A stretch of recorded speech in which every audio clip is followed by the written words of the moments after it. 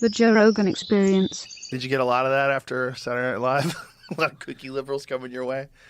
Yeah, that's a good transition. That monologue was great, by the way. Yeah. Well, I got a lot of blowback, as I knew I would, you know, because he told the truth. Well, yeah, it's just that you don't want to say anything negative about vaccines, which I didn't. What I was talking about in that monologue was really about profiteering. Yeah. Okay, so World War II, necessary. Everyone could say that was a necessary war. Let's say that this war on microbes was a necessary war, right? Why is anyone profiteering? Yes. Why did Pfizer get to make $100 billion in 2021? Right.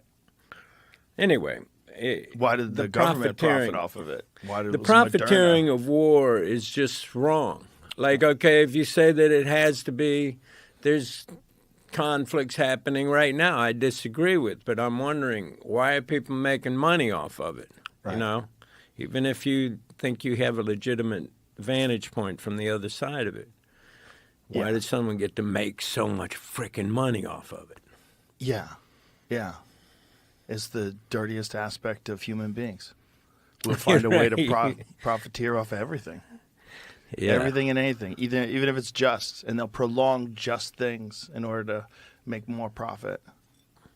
Well, I mean, I'm sure you know that Richard Nixon knew it was imperative that the war continue, the Vietnam War, back before he got elected, Yeah. He didn't want that to get settled.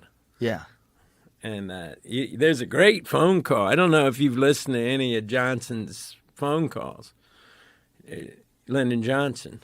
What phone call? There was a phone call he had with Nixon saying, hey, man, You're going against the peace, because he was trying to get a peace to go before the '68 election, right? Which he eventually just bailed out of anyway, because he could see he was going to lose it, Johnson.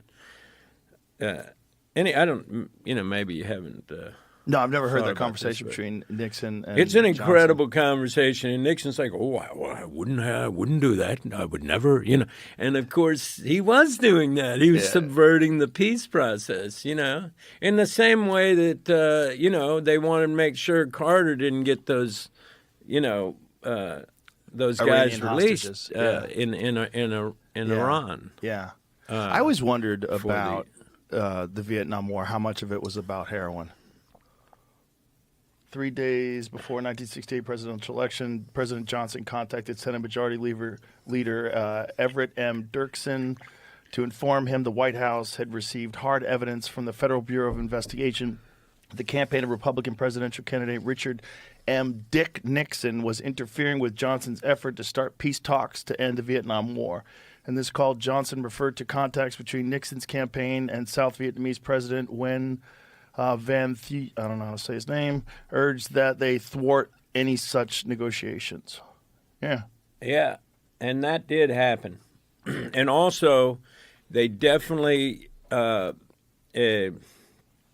Bush, the senior Bush, George Bush Sr., he met with the leaders of the Iranian, I don't know, what do you call it, party, whatever, before the election, the fight between Carter and Reagan, and insisted they needed to not be letting those hostages go. Right. And so I met Carter in Austin, or rather in Atlanta, I don't know, 3 years ago, right? It's very exciting for me because I've always been a big fan of Carter. I think he's the best president in my lifetime. And I talked to Carter, and he was like, and I said, I'm sitting there, I'm thinking to myself, is there a better time to ask? When am I ever going to have another time? Right. And so that was known as the October surprise, right? Right. That Bush met with those guys.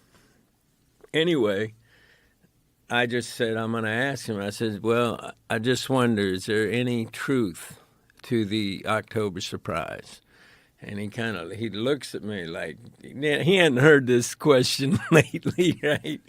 And he looks at me and he goes, well, I never talked about this publicly, but we did still have people in the White House after we left who were there during the Reagan administration.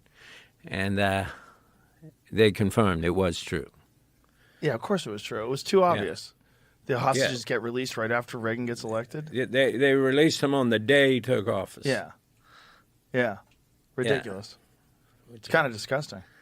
Very disgusting. Yeah. But, I mean, I don't want to be one to talk ill of American government. Far be it for me.